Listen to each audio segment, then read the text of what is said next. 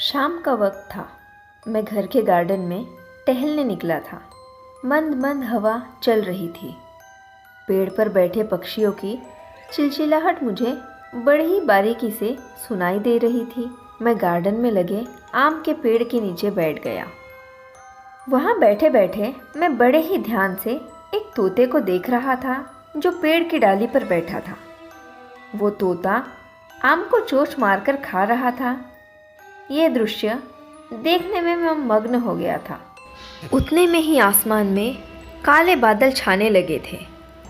मुझे पता ही नहीं चला कि कब शाम हो गई। रात में खाना खाने के बाद मैं बालकनी में टहलने के लिए चला गया। तभी बादल ज़ोर ज़ोर से गरजने लगे। मुझे लगा अब तो ये बरस पड़ेंगे। मैं बालकनी से निकलकर बेडरूम में गया।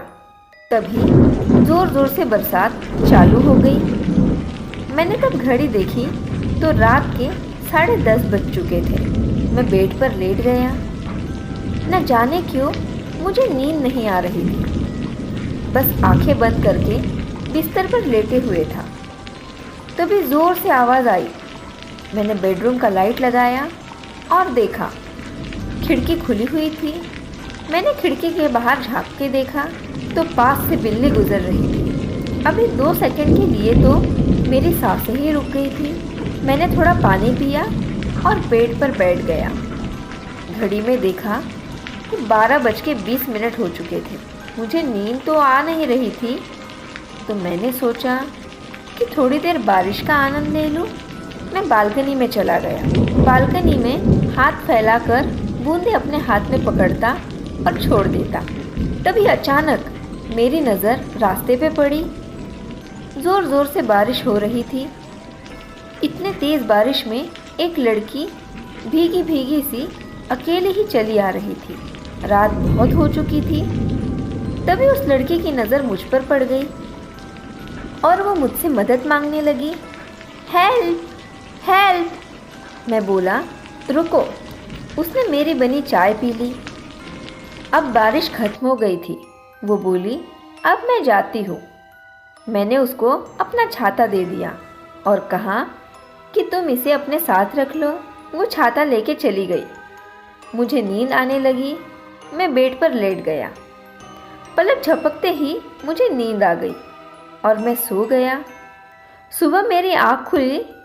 मैं उठकर सबसे पहले गार्डन में गया। मेरे गार्डन में मुझे एक कोने में एक छाता पड़ा दिखा जो मैंने कल रात को उस लड़की को दिया था। मैं उस छाते को देखकर चौंक गया। तभी मैं दौड़कर किचन में गया। मुझे एक चाय की प्याली दिखी।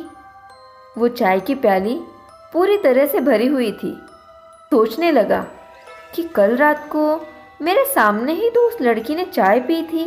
इस प्याली में चाय कहाँ से आई? घर के बाहर निकला। गेट पर गार्ड खड़ा था। मैंने उससे पूछा कल कहाँ गए थे तुम? गार्ड बोला मैं छुट्टी के लिए गया था।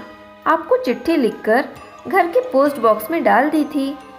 आपने पढ़ी ही नहीं। मेरे भतीजे की मौत हो गई तो मैं वहीं था। जल्दबाजी में मैं आपको बता नहीं सका।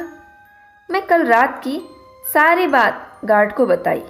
गार्ड बोले साहब जी, मैं भी पड़ोसियों के मुंह से सुना है कोई लड़की का भूत लोगों को बारिश में भीगता दिखाई देता है।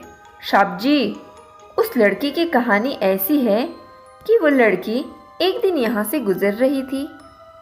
अचानक से बारिश चालू हो गई और वो पूरी तरह भीग गई। ठंड की वजह से कांपते कांपते ही उसकी मौत हो गई। तब से वो लड़की का भूत मोहल्ले में दिखाई देता है, लेकिन वो लड़की किसी को कोई नुकसान नहीं पहुंचाती। गार्ड की ये बातें सुनकर मैं बहुत घबरा गया। मेरे जीवन की ये बात मैं कभी नहीं भूल सकता। मैंने तभी पूरे घर में हनुमान चालीसा का पाठ करवाया। दोस्तों, अगर आपको ये कहानी अच्छी लगी होगी तो हमारे चैनल को सब्सक्राइब करके लाइक, कमेंट और शेयर ज़रूर कीजिए।